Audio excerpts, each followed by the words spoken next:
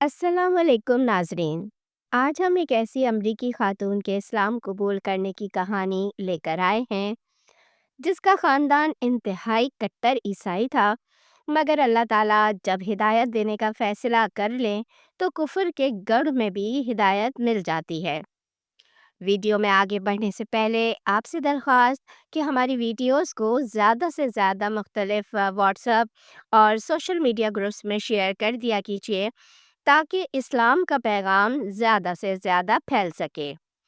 तो चलिए बढ़ते हैं असल इंटरव्यू की तरफ। Bismillahirrahmanirrahim. Assalamu alaikum wa rahmatullahi wa barakatuh. My name is Sandra Labadia and I'm a revert to Islam. बिस्मिल्लाहिर्रहमानिर्रहीम। अस्सलामु अलैकुम वरहमतुल्लाहि वबरकातुहू। मेरा नाम सैंड्रा लबाडिया है और मैं एक कन्वर्टेड मुसलमान हूँ। मेरे मुसलमान दोस्त मुझे ईमान के नाम से भी बुलाते हैं।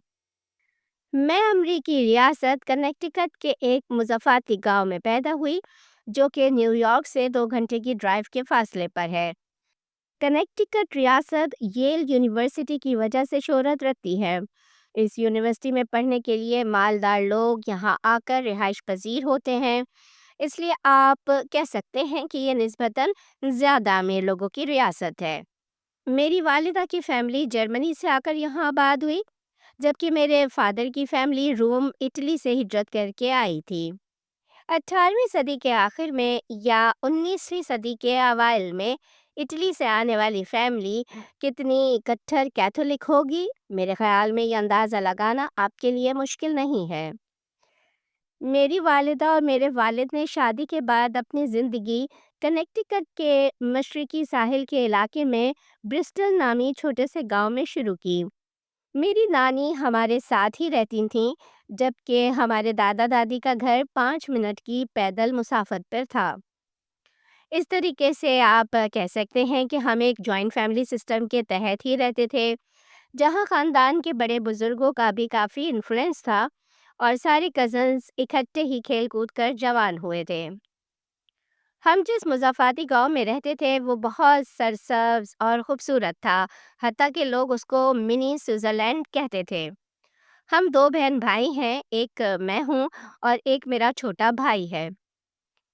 मज़हब के एतबार से हमारा ख़ानदान रोमन कैथोलिक ही था और सभी लोग बहुत सख्ती से कैथोलिज़्म पर अमल दरामद करते थे। मेरी एक खाला के पास superior mother of Connecticut Catholic का ओहदा था। हमारे ख़ानदान में रिवायत थी कि कम से कम किसी एक बच्ची को नन या बच्चे को प्रीस्ट ज़रूर बनाया जाता था, क्योंकि घर के एक फ़र्द का चर्च मेंबर होना ख़ानदान को कैथोलिक कम्युनिटी में इज़्ज़त और मर्तबा दिलाता है और ऐसा करने से वो ख़ानदान अपनी कम्युनिटी में बहुत मोतबर माना जाता है। यही वजह थी कि हम दोनों बच्चों को बचपन से ही कैथोलिक स्कूल, कॉलेज में तालीम दिलाई गई थी और कैथोलिज़्म पर सख्ती से अमल दरामद करवाया गया था ताकि मुझे नन बनाया जा सके या मेरा भाई प्रीस्ट बन सके। हमारे वालिदैन से ज़्यादा ये ख्वाहिश दरअसल हमारे दादा दादी और नानी की थी। बपतिस्मा देना, कम्युनियन करना और कन्फर्मेशन करना, ये सारे कैथोलिज़्म के बुनियादी अरकान हमारे लिए अदा किए गए थे। और ये कि ना सिर्फ हमारे वालिदैन या हमारे बड़े बूढ़े बुज़ुर्ग बहुत दीनदार थे, बल्कि हम बच्चे ख़ुद भी काफ़ी ज़्यादा दीनदार थे और कैथोलिज़्म को दिल से पसंद करते थे। इसे ही वाहिद सच्चा धर्म मानकर इस पर अमल करते थे। खुद मेरा ये मानना था कि हम कैथोलिक्स बाकी फ़िरक़ों मसलन प्रोटेस्टेंट या एवेंजिकल वगैरह से ज़्यादा बेहतर, ज़्यादा ऑथेंटिक और बहुत सुपीरियर हैं। मैं बचपन से ही चर्च जाते हुए अपना सर नन्स की तरह ढाँप कर जाती थी, क्योंकि मैंने अपनी वालदा को यही करते देखा था। मैं दिल में खुदा की इज़्ज़त और उसका खौफ लेकर बड़ी हुई हूँ। मैं खुदा से दुआएं मांगती थी और ख़ुद को खुदा से कनेक्ट करने की कोशिश करती थी। चर्च को तो छोड़िए, हत्ता कि हमारे घर में जीसस, मैरी और सेंट पॉल वगैरह के मुजस्मे भी रखे हुए थे और आम कैथोलिक्स की तरह रात को सोने से पहले घुटनों के बल बैठकर दोनों हाथ बांधकर खुदा से दुआ मांगकर मैं सोने जाती थी। میرا خیال ہے کہ اب آپ سمجھ گئے ہوں گے کہ ہمارے گھر میں کتنی سختی سے مذہب پر عمل درآمد ہوتا ہوگا۔ اسی طرح اگر بات کریں میری اسکولنگ کی، تو میں نے پیٹرسن پرائمری اسکول اور میموریل بولیوارڈ اسکول میں ابتدائی تعلیم حاصل کی ہے۔ اس کے بعد میں نے سینٹ پالس کیتھولک ہائی اسکول میں تعلیم حاصل کی، جو کہ ننس چلاتی ہیں، اور وہاں کی ساری ٹیچرز بھی ننس ہی ہیں۔ اس طرح آپ سمجھ سکتے ہیں کہ میں نے امریکہ کے ان مہنگے اسکولز میں تعلیم حاصل کی ہے، جہاں تعلیم کے لیے نہ صرف امریکہ کے لوگ اپنے بچوں کو بھیجنے کے لیے یہاں آ کر رہائش رکھنا پسند کرتے تھے، بلکہ یورپ کے مالدار لوگ بھی 1980 اور 1990 کی دہائی میں اپنے بچوں کو ان اداروں سے تعلیم دلوانے کے لیے یہاں آ کر آباد ہوتے تھے۔ اگر میں بات کروں اپنے ذاتی وشواس کی، تو میں بھی چرچ کی بتائی گئی تعلیمات کو دل سے سچ مان کر ان کو اپنا مذہبی ایمان بنا چکی تھی۔ میں بھی حضرت عیسیٰ علیہ السلام کو خدا کا بیٹا مانتی تھی۔ میرا بھی دل سے عقیدہ تھا کہ حضرت عیسیٰ علیہ السلام دنیا میں اسی لیے آئے تاکہ وہ اپنی جان کی قربانی دے کر ہمارے گناہوں کا کفارہ ادا کریں اور ہمیں گناہوں سے پاک کریں۔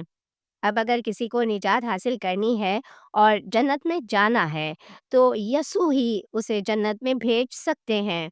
اس لیے یسوع کو خوش کرنا نہایت ضروری ہے تاکہ ہم جنت میں جا سکیں۔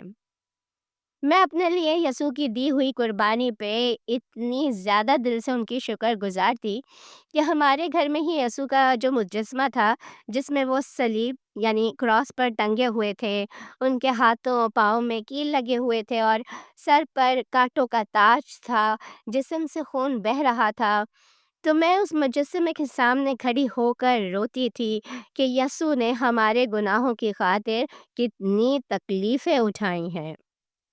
بہرحال قصہ مختصر یہ کہ جب تک میں کنیکٹیکٹ کے ماحول میں رہی، میں 100% کٹھر کیتھولک ہی تھی۔ میری سوچ میں تبدیلی اس وقت آئی جب میں نے امریکہ سے باہر سفر کیے۔ میں ایک ٹریول ایجنسی میں جاب کرنے لگی، جہاں مجھے دنیا بھر کے کئی ممالک کے سفر درپیش آئے۔ میں 12 مرتبہ مڈل ایسٹ کے عرب ممالک گئی، میں ترکی گئی، میں اردن، عمان، اور میں نے انڈیا کا وزٹ کیا۔ میں ہانگ کانگ گئی، چائنا، جاپان، ملائیشیا اور تقریباً سبھی پوری دنیا کے ممالک میں گئی۔ جب میں نے دنیا کے مختلف کلچرز اور مختلف مذاہب کو دیکھا، سمجھا اور جانا، تو میری سوچ کی کھڑکیاں کھلیں اور مجھے پتہ چلا کہ حقیقت کیا ہے۔ سب سے پہلا ٹرننگ پوائنٹ تو تب آیا جب میں ہائی اسکول سے نکل کر لندن گئی اور میں نے لندن کی یونیورسٹی سے فیشن ڈیزائننگ اور انٹیریئر ڈیزائننگ کے کورسز کیے۔ جب میں اپنی تعلیم مکمل کر کے واپس امریکہ آئی، تو میری نانی نے کہا کہ اب تمہارے کمیونین کی تقریب ہونی ہے، اس لیے تم سب سے پہلے چرچ جا کر پادری کے سامنے اپنے گناہوں کا اعتراف کرو اور معافی مانگو، تاکہ زندگی بھر کے پچھلے گناہوں سے پاک ہو کر کمیونین کی تقریب کی جا سکے۔ کیتھولک وشواس کے مطابق آپ چرچ جاتے ہیں، جہاں آپ پادری کو بتاتے ہیں کہ آپ اپنے گناہوں کا اعتراف کرنے اور معافی مانگنے آئے ہیں۔ وہ آپ کو کنفیکشنز باکس میں لے جاتا ہے تاکہ آپ کنفیکشن باکس کی آڑ میں اپنے گناہوں کا اعتراف کریں اور سامنے بولنے کی شرمندگی سے بچ سکیں۔ پھر جب آپ گناہوں کا اعتراف کرتے ہیں، تو پادری کہتا ہے کہ وہ گاڈ جیسس سے کہے گا کہ تمہارے گناہ معاف کر دے، تم فلاں فلاں سرمنز پڑھا کرو، اور اس طرح آپ گناہوں سے پاک ہو کر واپس آتے ہیں۔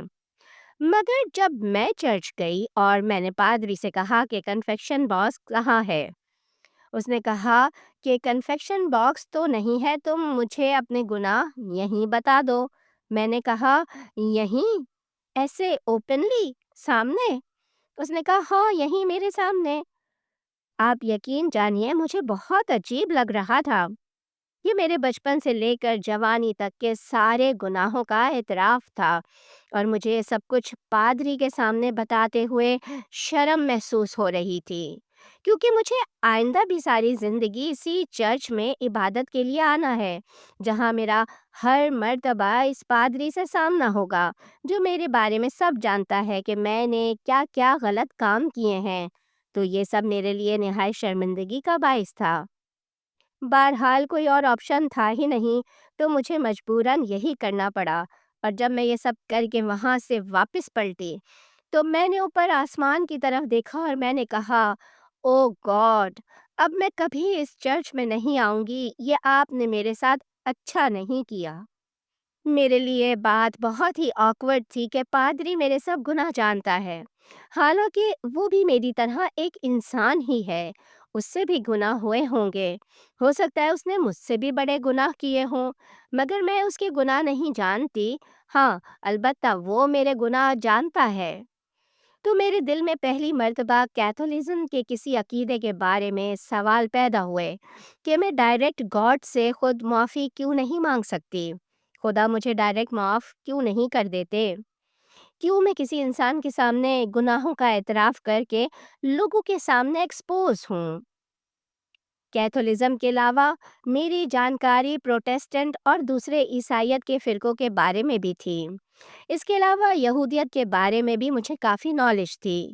میرے کئی یہودی دوست تھے جن کے ساتھ بچپن سے میں کھیل کر جوان ہوئی تھی، حتیٰ کہ ان کی فیملی سے بھی اچھے تعلقات تھے، کیونکہ اچھے اسکولز کی وجہ سے کئی مالدار یہودی بھی یہاں آ کر آباد ہوئے تھے جو کہ اچھے بڑے تاجر گھرانے تھے۔ مگر مجھے اسلام کے بارے میں کوئی آگاہی نہیں تھی، سوائے اس کے کہ اخبارات اور ٹی وی وغیرہ سے جو کچھ پتہ چلتا تھا، اور میرے ارد گرد معاشرے کے لوگ بھی اسلام کے بارے میں نہ ہی اچھی جانکاری رکھتے تھے اور نہ ہی اچھی سوچ۔ پھر میں تعلیم مکمل کر کے جاب کرنے لگی۔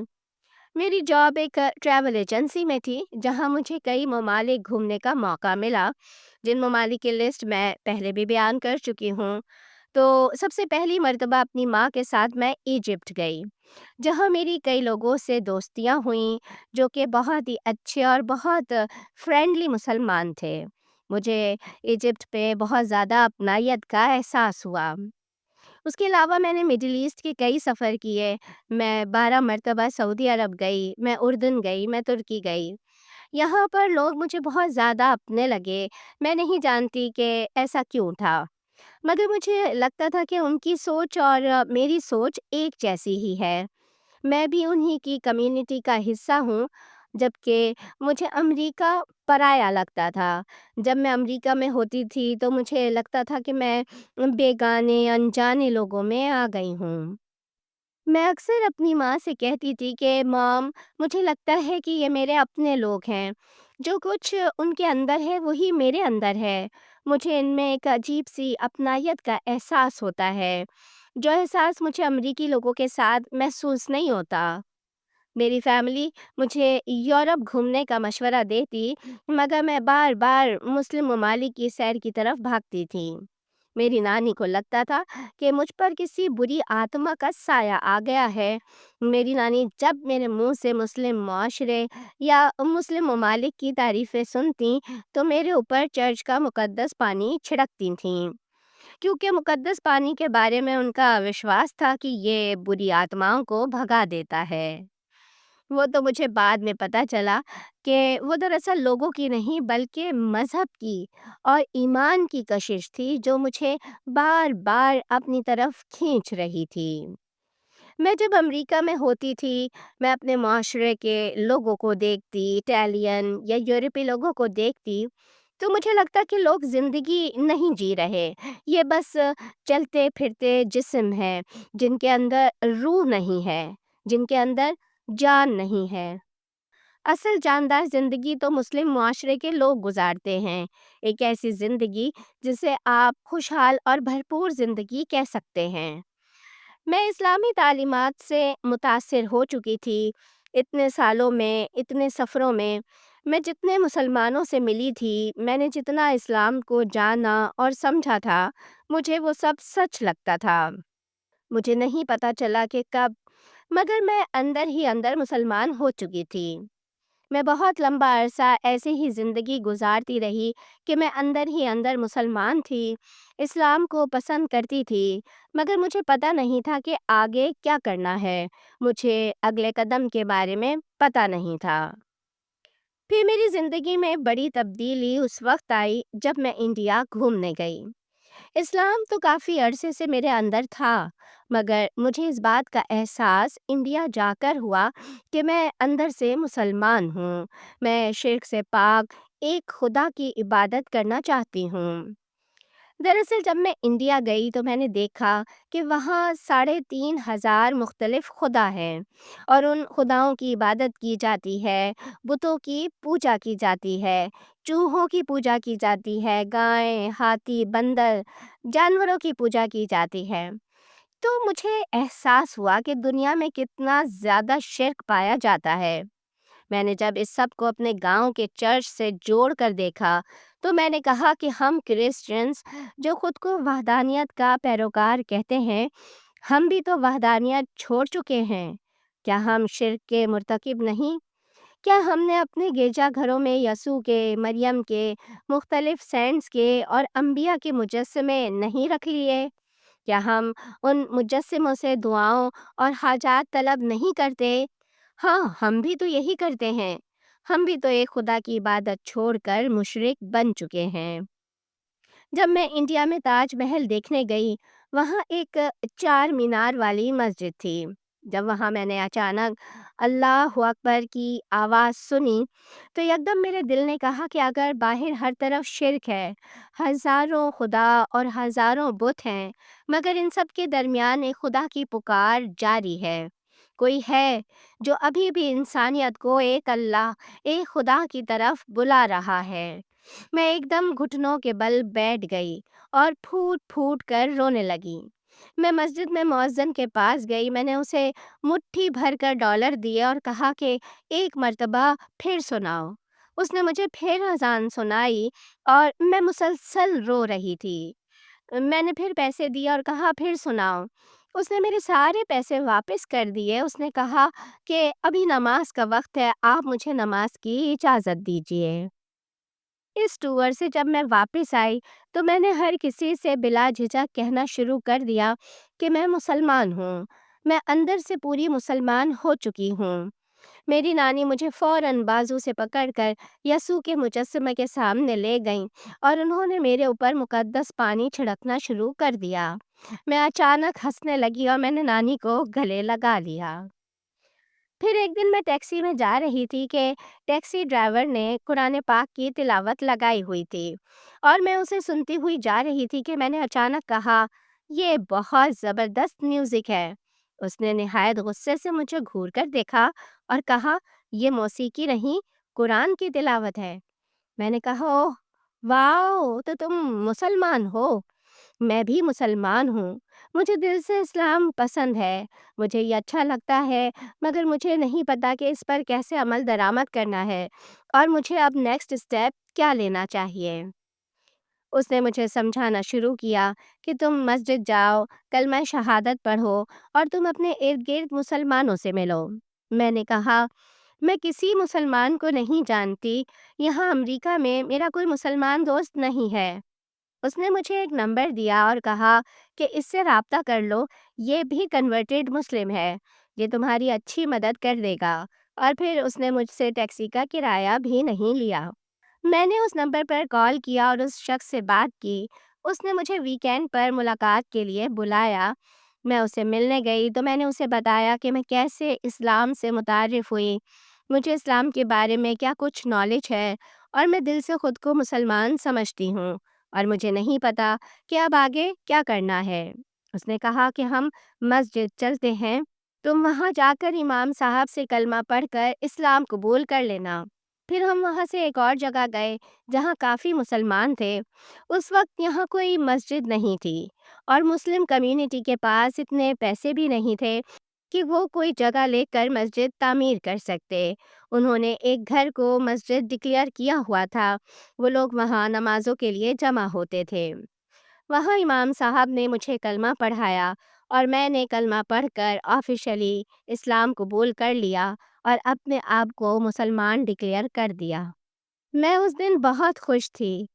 میں ان دنوں کوئنس نیو یارک میں رہ رہی تھی اور میں ٹریول ایجنسی چھوڑ کر جس کمپنی میں کام کر رہی تھی وہ یہودیوں کی کمپنی تھی۔ وہاں کے آنر یہودی تھے، وہاں کا 90% اسٹاف یہودی تھا۔ میں نے اسلام قبول کرنے کے فوراً بعد سر پر اسکارف لینا شروع کر دیا تھا۔ میں اگلے دن جب اسکارف کے ساتھ آفس گئی اور میں نے اسلامک اسٹائل میں لباس پہنا ہوا تھا تو مجھے دیکھ کر سبھی حیران رہ گئے، مگر یہ کہ میرے مسلمان ہونے کا سن کر انہوں نے مجھے نوکری سے تو نہیں نکالا، بلکہ میں اس کے بعد بھی وہاں کام کرتی رہی۔ اسلام قبول کرنے کے بعد میرے اندر 2 تبدیلیاں آئیں۔ پہلی یہ کہ میں نے خود کو بہت پراؤڈ اور بہت پر اعتماد محسوس کرنا شروع کر دیا۔ مجھے ایسے لگا کہ جیسے میں نامکمل تھی اور اب مکمل ہو گئی ہوں۔ دوسرا یہ کہ میں نے خود کو اسلام کا ایمبیسیڈر سمجھنا شروع کر دیا۔ میں نے کہا کہ اب میں خود مسلمان ہوں تو میرا کام ہے کہ اپنے ارد گرد ہر کسی کو اس بات کی معلومات دوں کہ اسلام کیا ہے۔ اسلام قبول کرنے کے بعد میری فیملی کا رد عمل برداشت کرنا اور ان کے ساتھ ایک ہی گھر میں ایک ہی چھت کے نیچے رہتے ہوئے اسلام پر عمل درآمد کرنا کافی مشکل تھا۔ حتیٰ کہ میرے یہودی باس اور یہودی آفس کولیگز نے اسے خوش دلی سے قبول کر لیا تھا اور ان کا رویہ میرے ساتھ خراب نہیں ہوا تھا، مگر میری مام کا رویہ کافی خراب تھا۔ مثلاً انہیں سب سے زیادہ میرے اسکارف سر پر لینے پر اعتراض تھا۔ وہ شاپنگ مال اور سپر اسٹور میں سب کے سامنے میرے سر سے اسکارف نوچ کر اتار دیتی تھیں کہ اس کے بغیر رہو۔ انہیں میری نمازوں پر اعتراض تھا کہ یہ کیا بات ہوئی، ابھی کام کے عین دوران سب کچھ چھوڑ کر ظہر پڑھنے کھڑی ہو گئی، ابھی تو ظہر پڑھی تھی اب عصر کے لیے کھڑی ہو گئی، یہ کیا طریقہ ہے، تم نماز میں مصروف ہو، تمہارا فون بج رہا ہے مگر تمہیں فون اٹھانے کی ہوش نہیں ہے، تم وضو کرنے جاتی ہو 10-15 منٹ واش روم میں ہی لگا دیتی ہو۔ اسی طرح ان کو بہت چھوٹی چھوٹی باتوں پر بہت بڑے بڑے اعتراض تھے۔ میں نے 1989 میں اسلام قبول کیا تھا اور 23 سال بعد 2012 میں میری ماں نے کہا مجھے انگلش ترجمے والا قرآن لا کر دو، میں اسے پڑھنا چاہتی ہوں۔ یہ بہت بڑی تبدیلی تھی کیونکہ بہت لمبا عرصہ میری ماں نے مجھے تانے اور کوسنے ہی دیے تھے کہ تم نے اسلام کیوں قبول کیا۔ میں یہاں تمام نان مسلمز کو کہوں گی کہ آپ جو زندگی بچپن سے گزارتے ہوئے آئے ہیں اس کی مثال ایسے ہی لے لیجئے کہ جیسے افریقہ کے جنگلوں میں جنگلی قبائل رہتے ہیں جنہوں نے جدید دنیا اور جدید دنیا کی سہولیات کبھی دیکھی ہی نہیں، تو ان کو پتہ ہی نہیں کہ وہ کن کن سہولتوں سے محروم ہیں۔ اگر آپ ان میں سے کسی ایک جنگلی کو پکڑ کر لائیں اور اسے 1 سال امریکہ جیسے معاشرے میں رکھیں جہاں ٹرانسپورٹ، بجلی، الیکٹرانک گیجٹس اور ہر چیز استعمال ہوتی ہوئی دکھائیں اور 1 سال بعد اسے واپس اسی جنگل میں چھوڑائیں تو اسے پتہ چلے گا کہ وہ کتنی خراب زندگی گزار رہے ہیں، جبکہ اس وقت اس کے باقی ساتھیوں کو پھر بھی نہیں پتہ ہوگا کہ اس کی دماغی حالت کیا ہے اور وہ کیا کچھ دیکھ کر آیا ہے۔ بالکل اسی طرح جن لوگوں نے کفر میں آنکھ کھولی ہے اور کفر میں ساری زندگی گزاری ہے، جنہوں نے کبھی اسلام کو پڑھا نہیں، سمجھا نہیں، ان کی مثال اسی جنگلی قبیلے جیسی ہے جن کو پتہ ہی نہیں کہ زندگی کی جدید سہولیات کیا ہیں۔ اسی طرح آپ کو بھی پتہ ہی نہیں ہے کہ اسلام کیا ہے۔ پہلے اسلام کو پڑھیے، اسے سمجھیے، پھر آپ کو فرق پتہ چلے گا کہ دونوں طرح کی طرز زندگی میں کیا فرق ہے۔ اس کے ساتھ ہی آپ مجھے اجازت دیجیے۔ السلام علیکم۔ بلا شبہ ناظرین، سینڈرا نے جو آخری پیغام سب کے لیے دیا ہے اس کے بعد مزید کچھ کہنے کی ضرورت ہی نہیں ہے۔ اس کے ساتھ ہی آپ اپنی بہن، اپنی ہوسٹ سدرا امین کو اجازت دیجیے۔ اللہ نگہبان۔